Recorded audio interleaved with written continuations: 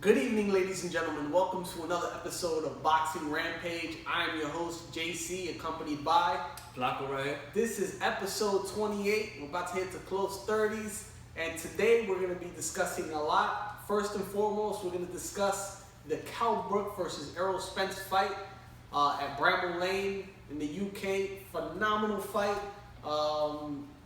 Anyone who thinks otherwise is a complete moron. But to start off, I'm going to give it over here to Flaco so he can say his piece of what he thought on the fight, his performance, and obviously what's next. So, for both fighters. The first thing I gotta say is, I told you so. And we should have made a pie bag. Is that your final answer? I was like, no, dude. 2 weeks in a row, I picked wrong with UK fighters, bro. With Liam Walsh and here, but I was thinking, and I'm sorry to cut you off, but I was thinking more with logic. Physically, I mean, it's hard not to see it. If any one of you that saw the fight, Kell Brook was the physically bigger man, and that's one of the things I saw. I just saw, going to the UK, but man, I'm wrong, and I apologize. Hold on, let me do like Kathy Griffith. I'm gonna roll my eyes back. I apologize. Look at my eyes. Sincerely, that's how you know you're lying. When you just when you close your eyes when you apologize. But anyway, no, seriously, I got a bad pick. I'm like 0-2. But go ahead, just let me know what you think about this. No, definitely, it was an awesome fight. I mean, I believe that Kell Brook dominated the first half of the fight. I think I had it with Steve Farhard, similar scored 4-6 of it, and then after the 7, Spence took over and basically dominated the fight. I think that even though he lost majority of the rounds in the beginning, he was putting the body work and he was just breaking apart slowly but surely. He was breaking apart a Brook chocolate brown, and it was actually Brook eating the brownies in this fight. I think I did saw a lot of flaws on Spence, but like he said before, after the fight, he rated himself, what was it, a C plus or definitely not an A, probably B or C. I think it's B minus. I'm not 100% sure. Don't quote me, but he gave himself a low score, and I totally agree. I think he was not cutting the ring as well, and I don't know. He looked at he said it himself. His timing wasn't there. And it probably was a layoff, but yeah, I'm super excited. I want to see more from Spence. And if you ask me right now, I don't want to take anything away from Thurman, but me personally, I think that it's a close fight, but I think Spence will edge it. Basically, I don't want to probably break the fight now. I want you to give more your opinion on the Brook Spence fight, but afterwards I'll elaborate a little bit more on why I think Spence will probably edge the fight between Thurman, but definitely a great fight. I don't take anything away from Brook. He broke his other audible bone eye socket. It's the glass. And the thing about the body parts are different. Like, I feel like I have never broke a bone in my life. I had like ligaments, torn ligaments, etc., but bones itself never. And I'm a small dude, and I jump a lot when I was a kid, and so always into a lot of fights and other stuff. But there's people that they break bones easily, and hey, getting punched by a heavy-handed kid like Errol Spence, and even Triple G, hey, I think I think some of it could be attributed to the weight too, because I mean, if you have much less water or all that rehydrating fast, your body doesn't absorb the water well enough to where because your body's the majority water. So I mean, these guys are stripping down the weight obviously to make the weight, but you're eating the next day, but your body takes some time for you to absorb water and to replenish all your body, your blood vessels, your nerves, your muscles. So I feel maybe the weight had something to do. I mean, I could be wrong, but I'm thinking the weight had something to do with it, to where stripping that down in weight, it depleted his body's resources. He was dry, maybe. You get hit that hard, and you don't have enough absorption around your face, then enough water maybe that it could cause it to something like that to happen. But so let me elaborate on what I thought about the fight. Phenomenal performance from both fighters. I can't take anything away from them. I mean, this is the thought everyone had. This fight wasn't supposed to happen. This was a fight that Errol Spence decided to take. No one really forced him to take the fight. He went overseas, hostile territory, won by KO in this case, and then pretty much won convincingly. Kell Brook took a tough fight when he fought. He didn't even take a tune-up fight. He fought Triple G.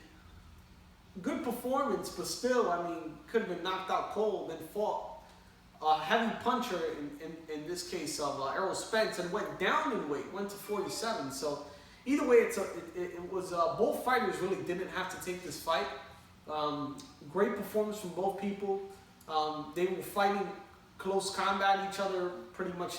There was no lull in the fight, really. I mean, all the shots, they were really hard. They were on each other. The tempo of the fight was different. And I remember Errol Spence mentioned that he had watched Kell Brook's tape, and he notices that Kell Brook likes to fight at a certain speed. So when he stepped up the speed, he would get flustered. So I noticed that too, that Errol Spence later on in the fight, he was pressing the action, being more aggressive, making it faster, and then making him more comfortable. But the way I see it right now, Errol Spence, doors wide open. Obviously, the two main fights he'd have would be either Manny Pacquiao or Keith Thurman. What I see happening, more than likely, he'd probably get, and I don't say this as a disrespect to anyone, but a tune-up fight or stay busy fight, just so he can stay busy. Hopefully, Keith Thurman can, heal his elbow. They can build up that fight, and that would be easy. Both PBC fighters to unify. And then, obviously, as far as Errol Spence, it's too soon to say now, but I would definitely, if time permits, I would definitely try to fight Amir Khan. And I mean, if you break, or fracture bones like that, I don't see a reason for you to continue. I mean, I'm not him. I don't know what's in his mind. You mean Kell Brook? Yeah, Kell Brook. I would say I would stop. I would definitely preserve your health. I mean, you made a lot of money in your career. You fought top guys back to back. I would just try to make the Amir Khan fight happen, and then I'll probably take one fight more, but try to take Amir Khan and just take easier fights. But I don't see a reason for him to even take any more dangerous fights in his career. I don't see the point of him taking that much risk anymore. But great performance from both. I have nothing more to say about it. A+ fight on both parts. Yeah, I mean, what's next for both of them? I think that Spence should seek the Thurman fight, but I mean, Thurman right now is injured. He had a surgery on his elbow, and I think that as of my understanding, Collazo is ranked number 3. There's another kid right there, number 2, which is basically no name, but I know Collazo is gonna fight Devin Alexander soon. Nice. I haven't seen Alexander in a while. Yeah, those are the rumors. But I also seen Collazo calling out Danny Garcia, so I don't know exactly what is the intention there. But in my opinion, a fight Spence versus Collazo would be awesome for the IBF eliminator basically. And I mean, Collazo was one trying to go for the title basically, and then probably by then Thurman is ready to fight all over again. But going with where I ended earlier, earlier. I think that Thurman versus Spence, it's a really close fight. A lot of people are rating Spence number 1 after his performance, and taking out away from Thurman. Thurman's a great fighter. The thing about Thurman is that he's flashy. I mean, he's skilled. His footwork is pretty decent and good, and that's key to beat Spence. Why? Because yes, like I said earlier, Spence came out from a layoff and didn't look the best. But when he was chasing Brook, when Brook decided to move around, he wasn't cutting the ring at all. And I think just little things like that could give Thurman an edge, etc., etc. But one thing that Thurman doesn't like is body shot. And guys, Spence is a brutal body puncher. And it's gonna get to a point where I could see Spence breaking down Thurman and finishing him with a body punch, or taking him out with a body punch. But yeah, I mean, that's it for that. I don't want to elaborate more on that because we don't know the future as yet. But I think it was a great fight. We came over to watch it and we was excited. I mean, after the 7th round, when I saw that eye or it was the 8 that was He swollen. just kept blinking his eye. Yeah, and then it got swollen. Really, I told him it's over, and it took him like 2 more rounds, and when he decided he didn't want to, it was good enough where this time 11 rounds. I mean, jeez. Yeah, his corner for a Triple G fight, his corner made a decision for him, but already when you've been into that situation and you know what a broken eye socket feel like, you want to make that decision for yourself. I agree with JC right here. I think that he should fight Khan, make a money grab. I think he will beat Khan and call it a day, but we don't know his financial situation. I know that he's been boxing since he was a young kid, and probably that's all he knows. So he might, keep fighting up this area of the world and make a career because he got time. I'm not gonna take anything away from Brook. Brook is elite fighter. He's still up there. The only thing is that his eye socket doesn't hang, and we didn't know that because he had never fought a big puncher in his career other than Triple G and Errol Spence. The closest to them was Sean Porter, but Sean Porter, he had a lot of power, but he smothered his punches. So He's a physically strong exactly. guy. Yeah, not really power. No, because there's a fight that we're gonna be talking about later, which is the MIkey Garcia versus Broner. You remember when Maidana fought Broner, he caught him because Maidana is a heavy puncher. But the thing about Maidana is he rarely catch you flush. I think that Maidana will catch anybody flush. Like this guy could take you out with a punch. But it was like in a movement where he come with this random punch. Right. Yeah, and just like you'll see the punch coming out of nowhere and catching them, but you saw that punch didn't catch you flush. But it's a similar situation with Porter. Porter could probably have power, but you diminish a lot of your power when you're not catching these fighters flush. And fighting really close range. Yeah, awesome. But so I think fighting guys with lesser power, matchmaking him correctly, he could still fight for a couple more years. I mean, you can't decide for him. He had to do it for himself. But I think if he's deciding to do like a big project other than boxing, I think Amir Khan fight with Amir Khan is. And right now after seeing this, I know Amir Khan's probably gonna jump on it and say I can beat him and take the fight because I know, in my opinion, Amir Khan been avoiding Brook. So I think that after this, Khan's gonna take the fight, and in the UK, he'll probably do easily another $3 million each, probably. So it makes sense. So moving on. Let's move on to the fight this weekend. Andrzej Fonfara versus Adonis Stevenson, Part 2. The way I see this fight is that I see Fonfara winning, and I base this a lot on opponents they fought since, how it looked on the first fight, and obviously how I rate them. If you look at the first fight, just to start on that, the first half of the fight, no question, I gave to Adonis Stevenson. The second half of the fight, no question, I give to Fonfara, but obviously Stevenson, I believe he dropped him twice, once in the first or second round, and then dropped him again. And then obviously later in the fight, Fonfara dropped Stevenson. Obviously, Adonis Stevenson being a southpaw, he's got a mean left hand. So he's 39 years old. He's 10 years a senior. Maybe years ago he said, you know what, good. But as far as speed-wise, I don't see him being the top guy. I think he's just holding that title. Here's another interesting thing too. I see the changing happening because one, they're both PBC fighters. Mm-hmm. So it's really not a loss to Al Heyman and his crew because, I mean, if it's a bad performance from Farah, they can just give it to him. Because Adonis Stevenson, he's a good fighter in his time, but the problem is he normally likes to fight in Canada, and this fight will be in Canada as well.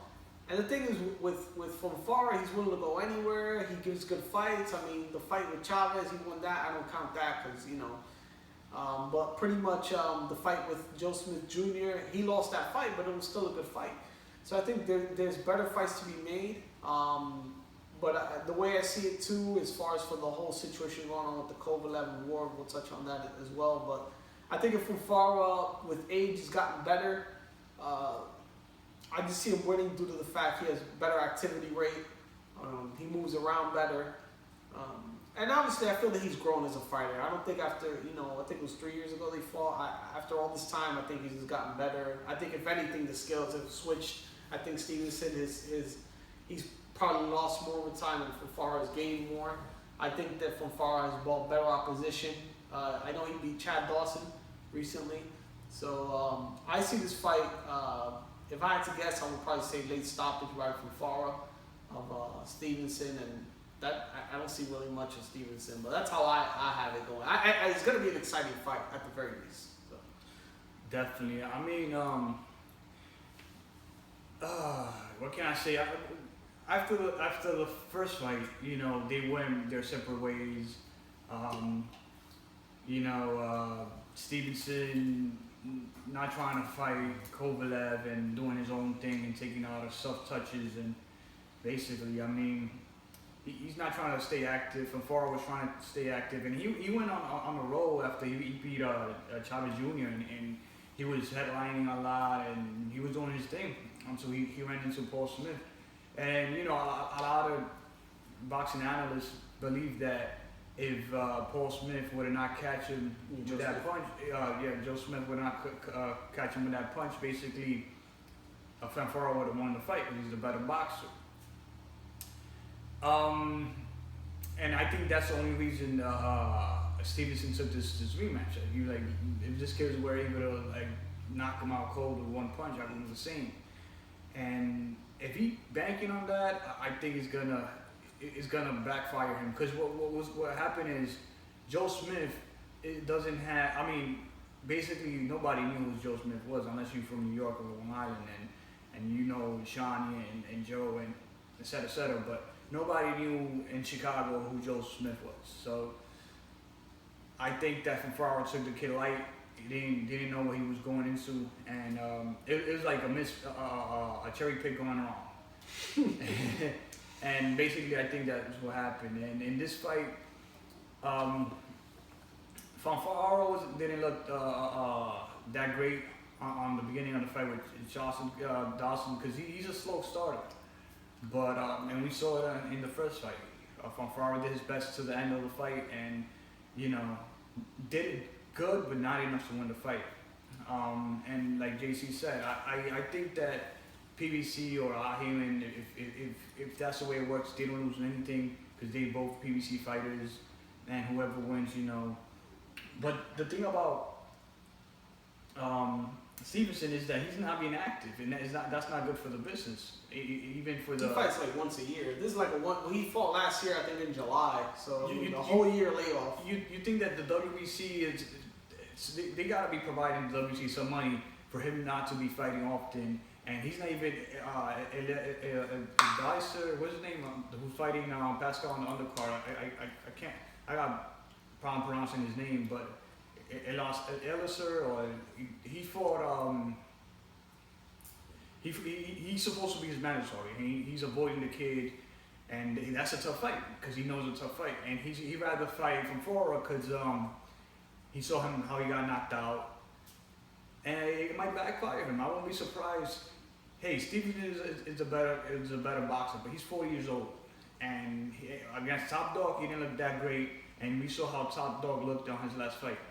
So if we, style makes fighting, but I wouldn't be surprised if it goes to, we see the upset here. He's got power. I just don't think the speed is going to be the same, man. That's really the timing and the speed is really what's going to mess him up. For a boxer, the power is the last thing to go. So I won't be surprised. I right now is, I'm debating it, but I wouldn't be surprised if it's an upset as well. So I'm actually going with JC.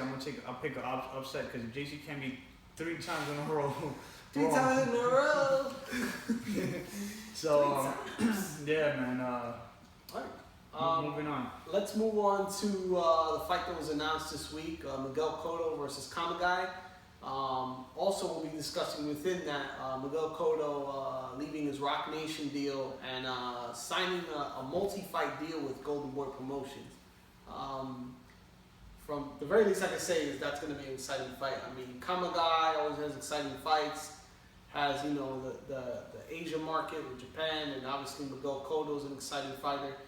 The main thing is going to be the location of this fight, and you know who's going to be on the card. Because I think Miguel Cotto tried twice, I believe, with James Kirkland, and I believe someone else. They were trying. Well, I think the Marquez is trying to generate interest for that.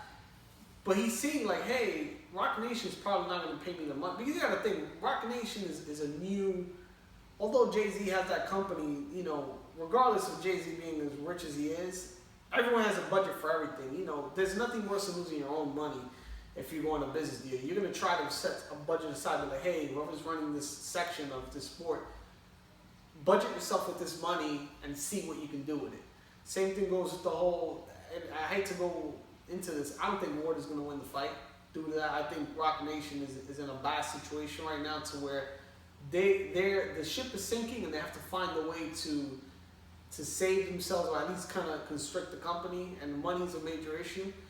And I think Miguel Cotto, I believe that the deal with Roc Nation went wrong because he just probably they weren't probably showing him the money he wanted. And another thing with Roc Nation is if you're a promotional company, you sign fighters, but you sign fighters because you can provide them fights. But if you look at Golden Boy, between the 147 and 54 roster, or even 160, that whole realm, that's dominated mostly by Al Heyman and Golden Boy. They have that stable. Like, anyone within that realm is going to be in there. Roc Nation really, they have fighters here and there, but most of their fighters are more within the cruiser, light heavyweight, their main fighters. But that being said, that's why I think Miguel Cotto basically went to Golden Boy. So the way I see that fight, man, I don't want to give predictions early, but I'm excited Miguel Cotto's going to keep fighting. Hopefully we can see Miguel Cotto fighting in the future, maybe Marquez if they decide to do it just for the namesake. But yeah, good moves. Miguel Cotto, I just think he's trying to fight to maximize the amount of money he can get. He saw that he wasn't, pay-per-view worthy anymore, so I think he's just trying to keep fighting and get as much money as he can till his abilities expire on him. So yeah. So basically, to my understanding, basically what happened is that Cotto have a $10 million guarantee, basically similar to Pacquiao and Timothy Bradley with Showtime, HBO, and then Mayweather when he was fighting with Showtime, he had a $32 million similar. So Miguel Cotto got a $10 million guarantee, but he's not generating the money. Supposedly, with the first fight, he lost some money. I think Canelo. Canelo. They broke even. I heard, and the Gale was the first fight with Roc Nation. Gil. Well, Daniel Gil. They lost money there, and then they broke even with Canelo, and then they trying to do a fight with Kamegai that they were pushing it for pay-per-view that doesn't generate the money. So Roc Nation bought him out, gave him whatever it was, $5 million, $3 million, whatever the money is, and bought him out. And then Miguel Cotto, they had already started a contract with Kamegai, and then what he did is he jumped with Golden Boy. Why? Because Miguel Cotto is a promoter himself, and he wanted to mix his guy with Golden Boy guy. These guys that y'all see on the ESPN fighting Puerto Rican fighters, the Puerto Rican fighters, basically. So on the undercard, they're gonna have those guys. And there's another rumor out there. If Miguel Cotto wins, he's gonna be facing none other than Lemieux for on December, and that's the plan. That's the reason why Lemieux been getting a lot of hate because there was a tweet between Lemieux and Jacobs, because Jacobs were like, hey, let's make the fight happen. He was like, yeah, I don't mind fighting you, but I got bigger things. A money fight between Cotto and Lemieux is way more money than Jacobs. Because as much as Jacobs have gotten fame for the Triple G fight and have moved up, his stocked up a little bit for doing great on the fight. He's not marketable. Yeah, he's not marketable. And so that makes sense. Another thing is that also heard rumors that Marquez is on training camps. So this is a fight that Miguel Cotto been wanting for years now. So if he keeps to his word to December of this year being his last year, and that'll be his gone away fight, that's not a bad fight at all. The only bad thing is that they maybe put it on pay-per-view, but If they promise that that's the last fight for both of them, and it's a good bite fight, I won't mind paying for it. Unless it's, it's like $80. That's too much. I think what's probably easier to do is just get a good venue. If they get the right venue, because pay-per-view is hard to pull off, but if you're selling out a stadium, I think that's a lot easier to do. Cotto Marquez makes sense because of the Puerto Rican-Mexican rivalry, and if you put it in Madison Square Garden, it's gonna be a great fight. It's gonna be an awesome fight. Because you got, and then you put the undercard fighters from Golden Boy, exactly. and then Cotto's camp. And basically, the whole card is gonna be Mexican and Puerto Rican. So the contract with Golden Boy is a multiple fight contract, which is more than one. So if Cotto wins the Kamegai fight, which is a really hard fight for him, being on the layoff for so long, and Kamegai is the guy that brings it. It's a 50-50 fight. Cotto is a way better boxer. Just the kid brings a lot of pressure, and we know that Cotto doesn't do really great with pressure. So let's see how it works out. But all right. So the next thing we're going to talk about, obviously, is going to be Omar Figueroa versus Robert Guerrero. It was announced they're going to fight. Both fighters are action-packed fighters, but I see things, there's still questions I have. It's too soon for me to say to pick a winner, but Omar Figueroa, the inactivity, from what I'm hearing, obviously, keeping his weight down, and then obviously Robert Guerrero, we don't even need to say, he's diminished a lot since since he fought guys like Floyd. Losing to cab drivers. Yeah, losing to, I forgot the guy's name. He was literally a cab driver from someone. Literally, not even a joke. That's a good fight. I would have to see how they prepare. In my opinion, I would have Omar Figueroa winning. If this thing is just a weight thing or an activity, makes it look good. And I think I don't have to discuss him in the past. His brother, Brandon Figueroa, I want to say. He looks like Frank Sinatra. He's got like blue eyes and shit. But he's a great fighter. Yeah, and he's a body puncher. That kid is good. So that'll be a good fight. I just have to see how they prepare for it. That's all. But can't complain. Great year in boxing, man. You get those. Omar Figueroa. You've seen his fights, man. That guy gives a show all the time. A lot of I've been checking online. A lot of people criticizing, the fight. For me, it's a great fight because I grew up watching these boxing after dark, Gatti Ward, those type of fight, and this fight's gonna be action packed. Figueroa throw a lot of punches. Yeah, he's been inactive, but so have been Guerrero. Guerrero haven't looked the same anymore, and now he doesn't fight like he used to when he was a light. Yeah, he used to jab a lot. Because he was a rangier guy. Now he's fighting guys his size, so it's harder to jab, and then guys are his size. It's easier to jab when you're the taller guy, a rangier guy, but when the guys are the same as you or probably bigger than you, it's harder. And now he's becoming an inside brawler. So Kamegai had a great fight with Guerrero.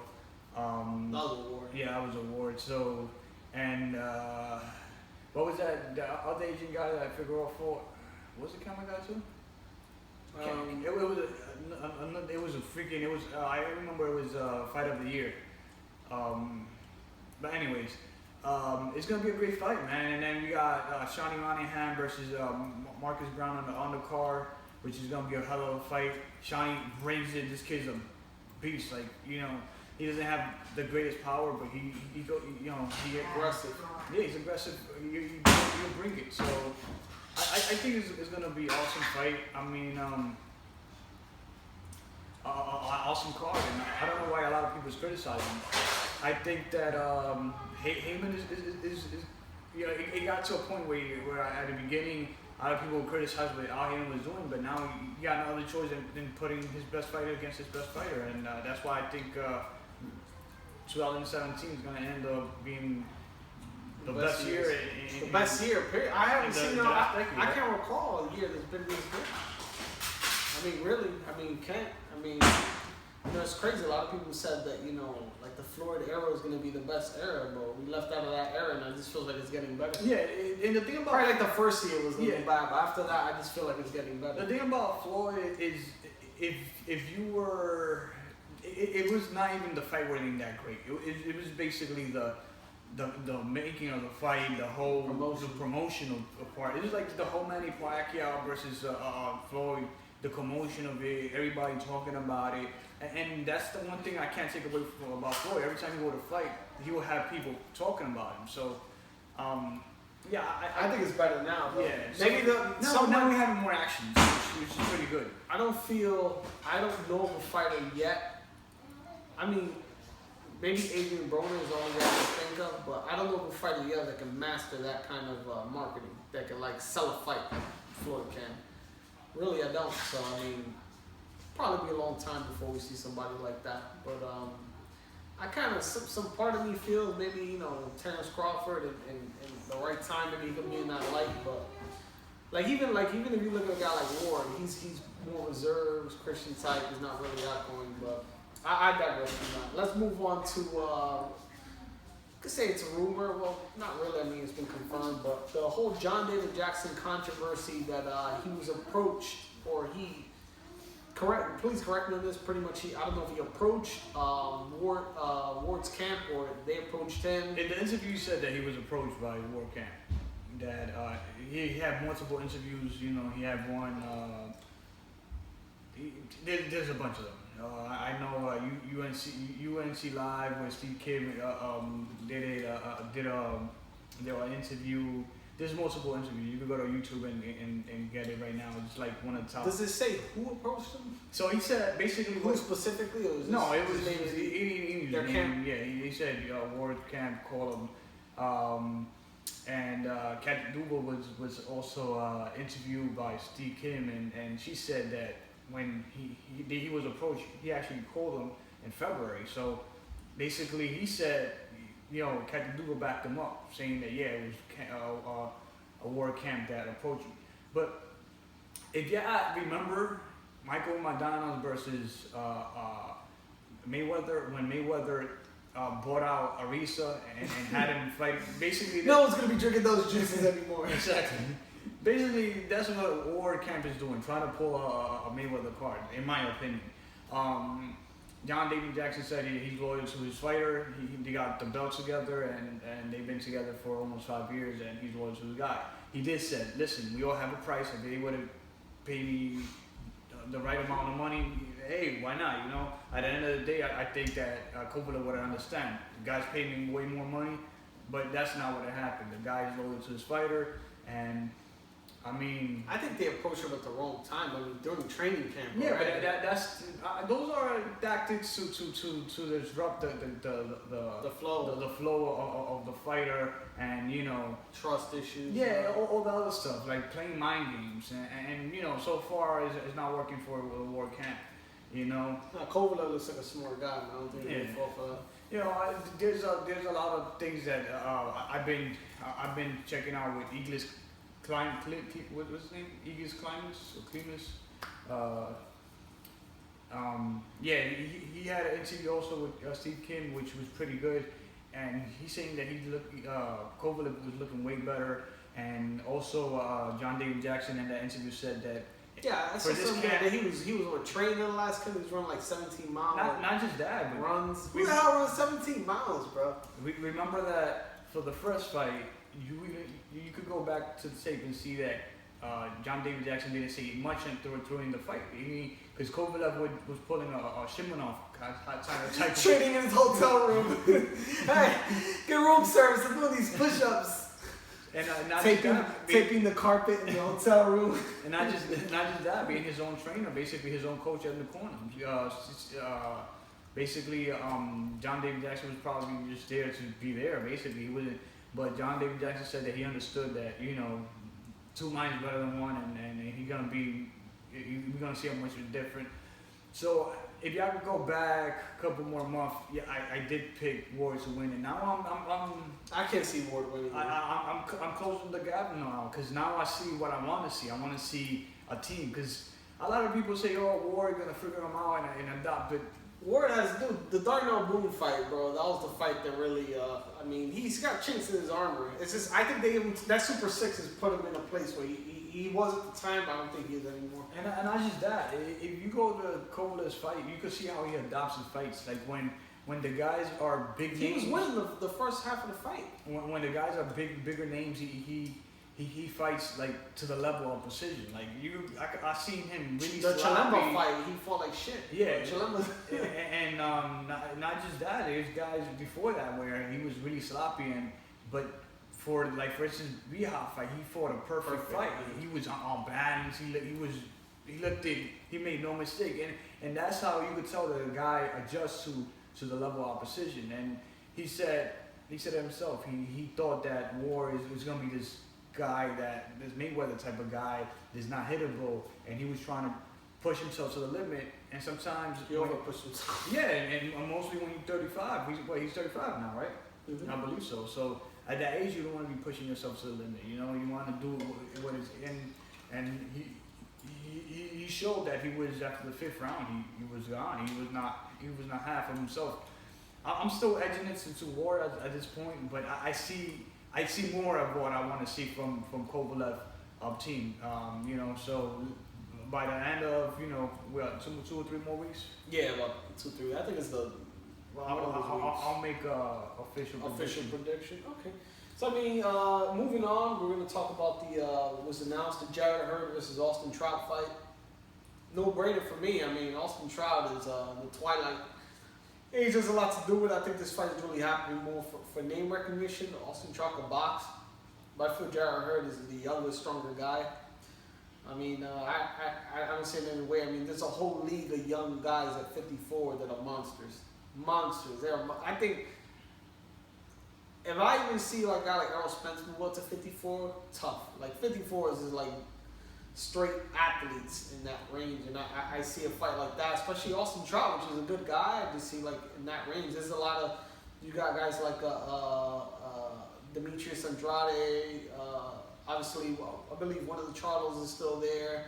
Arislandi Lara. Like you got all these fantastic boxers. So I mean, a guy like Jarrett Hurd, man, physically strong. I see him. It's too soon for me to say because I haven't really studied both of them, the styles together, but I see the physically stronger person and the fresher guy's going to be Jarrett Hurd. Yeah, definitely. And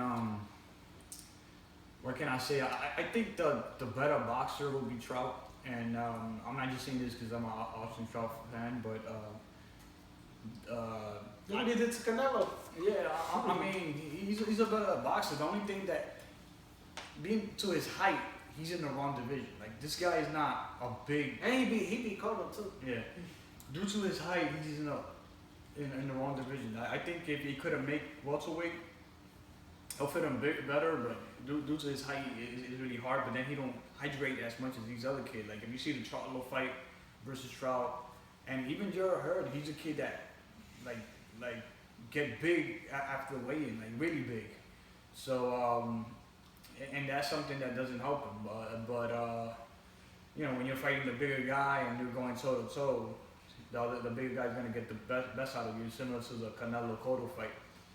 But I'm rooting for my boy Austin Trout. But like you said, physically the other kid is bigger. Hurd is bigger. He packed a punch.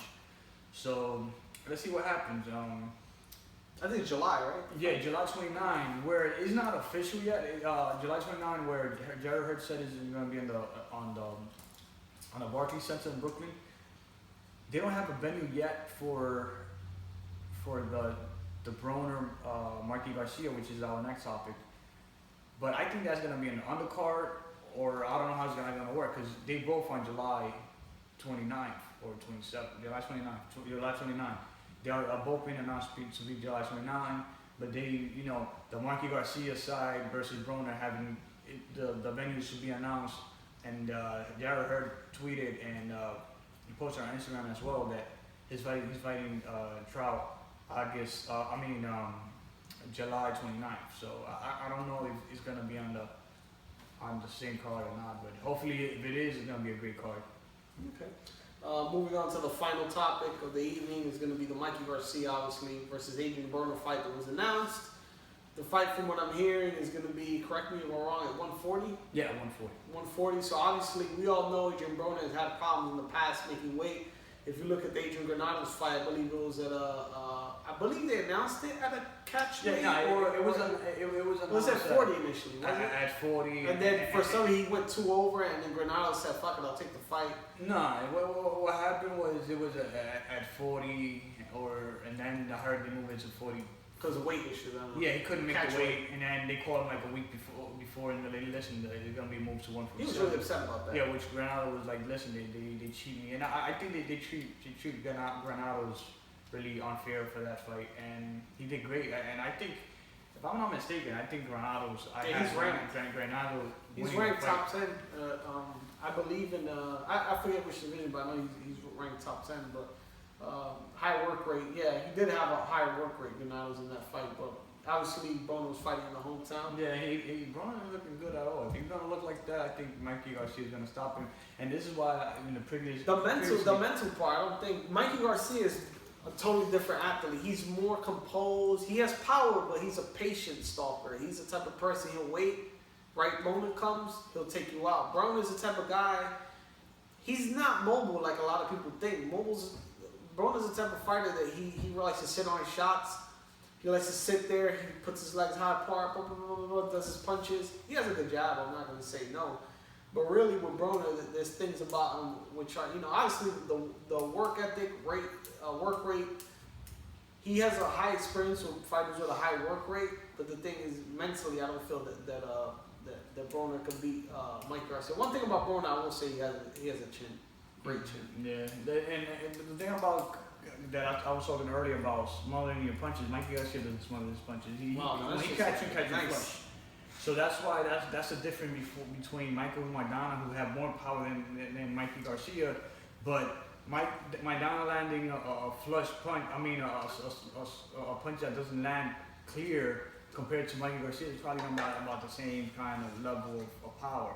And if he hydrate, a fight that, as my understanding, he was fighting negotiations to make the fight at 147, and Mikey Garcia wasn't going any further than 140, and that's why it took a little longer than it took to be announced.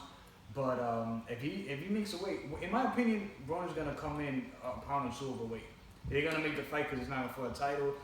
The whole press is gonna be the whole promotion is gonna be there. Mikey's not gonna pull out. He's gonna give him the 2 pounds and fighting in a little bit of advantage, but I still see Mikey winning at least by a decision, in my opinion. We're gonna break it more down later on, give our official prediction, but that's my first thoughts. I agree with you, man. I don't have anything more. I just want to say thank you to all the fans, to all our supporters on Instagram, on obviously here on YouTube. If there's something that you want us to talk about or any ideas you guys have, please feel free to send us a message on the comment section. Send us a message boxingrampage1@gmail. Obviously on Instagram, Boxing Rampage. Anything you guys want to hear about or see, just let us know ahead of time, and then we'd be more than glad to accommodate you, okay? Anything? Yeah, and for those criticizing Brook for calling it a day, hey, guys, I put it up on Instagram, go check it out. Guys like Margarito and Israel Vasquez took it to the end, and Margarito almost lost an eye, and Israel actually lost an eye. When you go through this sport is a brutal sport, and these guys have families, and you want to be there the next day, and sometimes is the right choice, putting on Matisse versus Poso and calling it a day a little bit too soon. Yeah, we want them to put their heart out there, but not all of them are Durugati, And trust me, like I said in the post, this guy showed way more heart than Victor Ortiz. Yeah, there's a certain way of quitting. If you're gonna quit like in the first 2 rounds, or who's the guy that Deontay Wilder? I think Malik Scott. Like he just look. I know he knocked him down, but it's like, dude, that shit looks like he just fucking got paid to take a fight and just stepped out. Like, if you fight in 11 rounds, like you could tell, like a fighter's like, even what's this guy, the Axeman, Walter, because that's different. That was cool mentally, like, dude, this guy's like way better than me, type thing. So that's a mental thing. But as I'm saying, a lot of people feel like, they quit because I don't think they're scared. I think as they say, look, man, this is my body. I use my body for a living. I train to be in tip-top physical shape. why? The way I see it, if you don't feel you have a chance to knock a guy out, and most of the fighters we see, like the fighters that take it to the limit are the fighters they feel they have a chance to win by knockout. They're gonna take it there. But if you're in the 11th round, you're battered, hurt. You know by then you were behind on the scorecards. What's the point of continuing? It's not even a close fight. You know what I'm saying? Not even that. Look at Luis Collazo when he had won that round versus Thurman, and he just quit because he didn't feel something right in his eye. And sometimes, you know, and I don't think Collazo didn't get it. I gave him a lot of heat because of that, but he didn't receive that as much as Brook is getting. I mean, so guys, we don't know what some of these guys go through. Yeah, you know, and it's sad because a lot of them are boxers like Amir Khan, Gervonta Davis, and there's other names out there that they're criticizing. Even who was it? Another guy from the UK, Eubank Jr. and like giving him. I mean, Eubank Jr. lost to freaking what's his name, Saunders, man. So what are you talking about? I mean, you got to respect each other, man. You're a boxer. You got to put your heart. I think stepping in the ring, you know, it's a lot of heart. They show a lot of heart. The adrenaline you got to feel for that to make you get hit in the face. 3 minutes and only get a minute break. So that's something I want to throw out there before we call it a day. But like he said, thank you for supporting. We get a lot of love from you guys, and we appreciate it. And like you said, if you want us to do any specific show, we'll do it.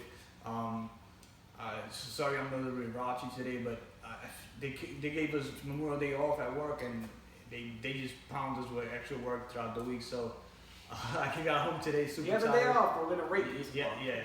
They rape us without a lube and they add sand so it could be more satisfaction. so y'all can feel my pain, guys. So I appreciate it, and thank you a lot. All right, Boxing Rampage out.